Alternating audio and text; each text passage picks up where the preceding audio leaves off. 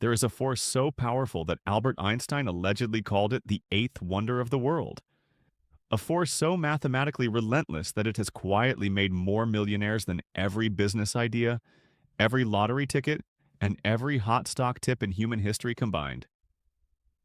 And yet the vast majority of Americans have no real relationship with it.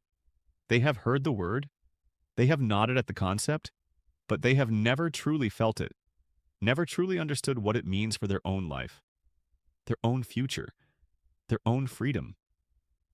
That force is compound interest, and what you are about to discover will either fill you with profound hope or devastating regret, depending on one thing: how much time you have left. Let us begin with the most important thing you need to understand about compound interest. It is not a financial product. It is not something a bank offers you. It is not something you apply for or qualify for or get approved to use. It is a mathematical law, as real and as indifferent as gravity. It does not care who you are. It does not care how much money you started with. It does not care whether you understand it or not. It simply operates silently, relentlessly, compounding every single day on the money of anyone wise enough to put it to work. The definition is simple. Compound interest is interest earned on interest. Let that sit for a moment. Because it sounds simple, almost too simple to matter. But the implications of that simple definition, extended over time, are so staggering that most people genuinely cannot process them when they first see the numbers. Here's the clearest way to understand it. Imagine you invest a single $1,000, just $1,000, at an annual return of 10%. In the first year, you earn $100 in interest. Now you have $1,100. In the second year, you earn 10%, not on the original 1,000, but on the 1,100. So you earn $110. Now you have 1,210. In the third year, you earn 10% on 1,210. And so it continues. Each year, the base grows. Each year, the interest earned is slightly larger than the year before. Each year, the compounding accelerates. This does not sound dramatic at first. The early years of compound interest are almost insultingly slow. After 10 years, your $1,000 has grown to about $2,600. That is not nothing, but it is not jaw-dropping either. Most people look at that and think, I could have just worked a couple extra hours. But here's where compound interest reveals its true nature. Here is where the mathematical magic becomes undeniable. After 20 years, that $1,000 is worth approximately $6,700. After 30 years, $17,400. After 40 years, $45,000. From a single investment of $1,000, untouched, unmolested, simply left to compound at 10% for 40 years. $45,000. This is not a trick. This is not a best-case scenario. This is the math. And the math is the same for everyone. Now imagine not $1,000, but a monthly contribution. Imagine an 18-year-old who begins investing just $200 every month from the moment they start working. $200, less than the average American car payment, invested every month at a 10% average annual return. That 18-year-old, by the time they reach 65, will have accumulated approximately $1.9 million, nearly $2 million from $200 a month. From a commitment that most people spend on things they cannot even remember buying, but now imagine that same person waits. Not 47 years, just 10 years. Starts at 28 instead of 18. Same $200 a month. Same 10% return. Same discipline. By 65, they have accumulated approximately $750,000. Still extraordinary. Still more than most Americans will ever save. But $1.1 million less. $1.1 million lost not to bad investments or financial disasters or economic crises, but to waiting, to 10 years of not starting. This is the cruelest truth of compound interest. And it is the truth that makes financial advisors quietly desperate when they talk to people in their 40s and 50s who are just getting started. The cost of delay is not linear. It is exponential. Every year you wait does not just cost you that year's growth. It costs you all the future growth that would have compounded on top of it. Every year of delay is a year of compounding erased, not just from the beginning, but from the entire future. Warren Buffett is the most famous example of compound interest operating at an almost incomprehensible scale. He is worth over $100 billion. And the staggering thing is not that he is a brilliant investor. He is. But plenty of brilliant investors have come and gone without approaching his wealth. The staggering thing is how long he's been doing it. Buffett made his first investment at 11 years old. He was a millionaire at 30. But 99% of his net worth was accumulated after his 50th birthday. Not because he got smarter after 50, but because compound interest was finally operating on a base large enough and over a timeline long enough to produce results that stagger the imagination. He has said himself that his wealth is not really a product of investing skill alone. It is a product of investing skill multiplied by time. And time, unlike skill, is something that every single person starts with in equal measure. The question is only whether they use it. Now let us talk about the dark side of compound interest. Because this mathematical force does not only work for you, it can work against you with equal ferocity. And for millions of Americans, it already is. Everything that makes compound interest so powerful when it is working in your favor, the relentless growth, the acceleration over time, the way small amounts become enormous, all of that operates in reverse when you are on the wrong side of the equation, when you are the borrower instead of the investor, when compound interest is not growing your wealth but growing your debt. The average credit card in America charges somewhere between 20 and 25% annual interest. And credit card interest compounds, which means that if you carry a balance of $5,000 at 20% interest and make only minimum payments, you will spend years paying it off. And you will pay thousands of dollars in interest on top of the original balance. You will pay in total far more than you ever spent. You will pay the price of the original purchase, and then you will pay again and again. As the compounding works against you with the same mathematical relentlessness it would work for you if the positions were reversed. Student loan debt, auto loans, personal loans, mortgages. Every form of debt is compound interest working in someone else's favor. The bank is the investor.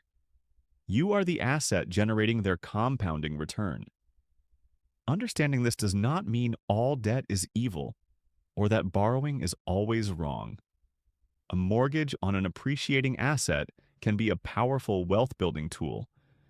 But consumer debt, debt carried to fund spending on things that depreciate or disappear entirely, is compound interest deployed as a weapon against your own financial future. The Americans who understand compound interest deeply make a set of choices that often look strange to the people around them. They pay off high-interest debt with an almost obsessive urgency, because they understand that every day that debt exists, it is compounding against them.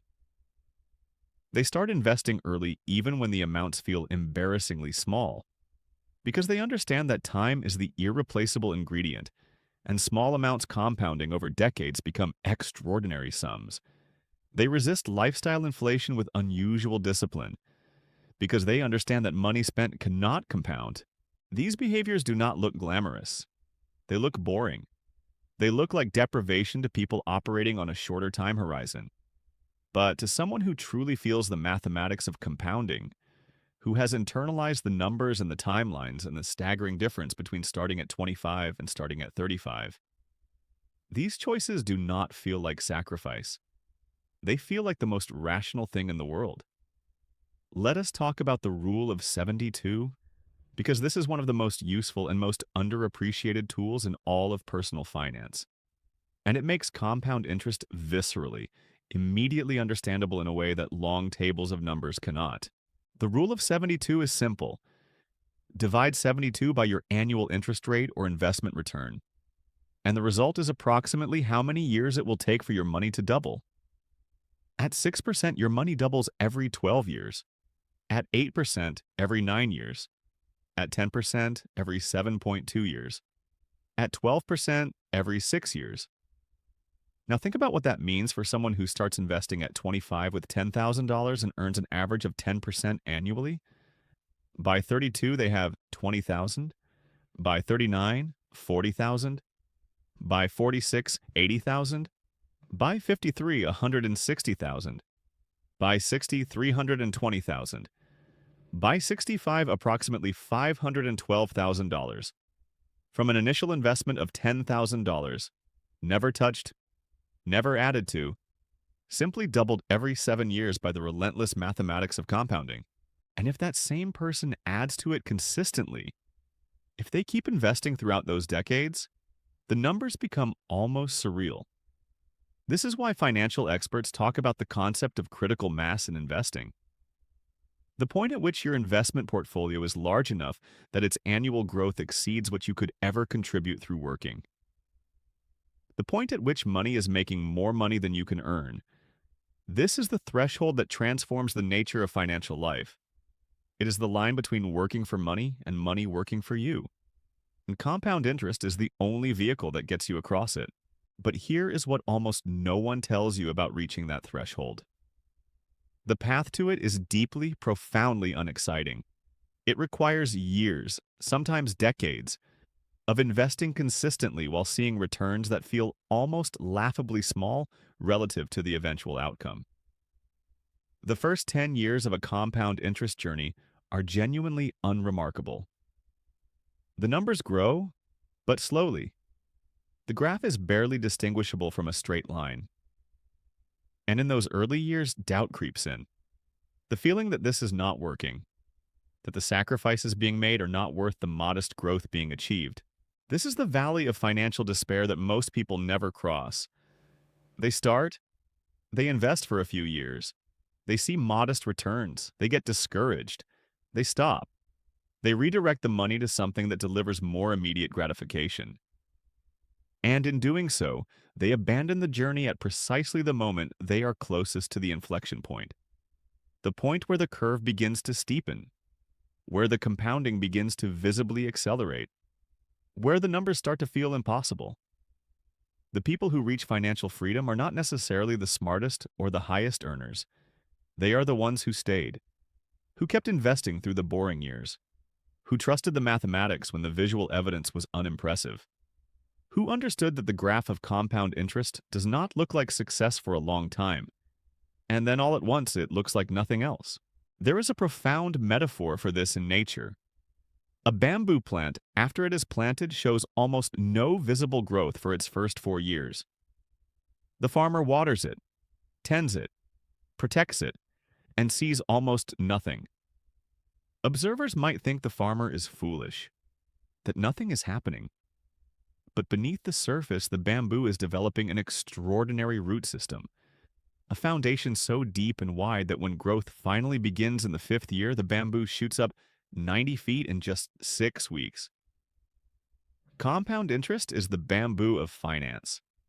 The early years are the root system, invisible, seemingly unrewarding, but absolutely essential to the explosive growth that follows. Every dollar invested in those early years is not just earning a modest return, it is building the base from which all future compounding will operate. It is planting roots. Now, let us make this personal. Because the most important thing about compound interest is not the theory. It is the application. It is the translation of mathematical principle into specific, actionable decisions that can transform the trajectory of a real human life. If you are in your 20s, you are holding the most valuable financial asset that exists, more valuable than any stock, any real estate, any business opportunity. You are holding time, decades of compounding potential, and every year you spend not investing is a year that can never be recovered. The urgency should feel physical. The call to action should feel loud. Because at 25, even $100 a month invested consistently is a decision that echoes across decades. If you are in your 30s, you still have extraordinary compounding potential. The window is not closed, but it is narrower, and the cost of every further year of delay has grown significantly. The time for contemplation is over. The mathematics do not respond to intention. only to action. If you are in your 40s or beyond, the story is different, but it is not hopeless, because compound interest works on whatever you give it and for however long you give it. Starting later means contributing more to reach the same destination. It means the work is harder, but the destination is still reachable. And the alternative, not starting at all, leads to only one place. The secret of compound interest is not really a secret. It has been written about, taught about, celebrated for centuries. The real secret, the thing that separates the people who use it from the people who merely know about it, is belief. The visceral, emotional, felt belief that the mathematics are real, that the future is real, that the person you will be in 30 years is worth sacrificing for today. Because compound interest ultimately asks one question of every person who encounters it. Do you believe enough in your future self to plant something today that you will not harvest for decades? The people who answer yes, the people who act on that yes, will one day sit in a financial position that feels almost miraculous. Not because of luck, not because of genius, but because they let time and mathematics do what time and mathematics always do when you give them the chance. They compound.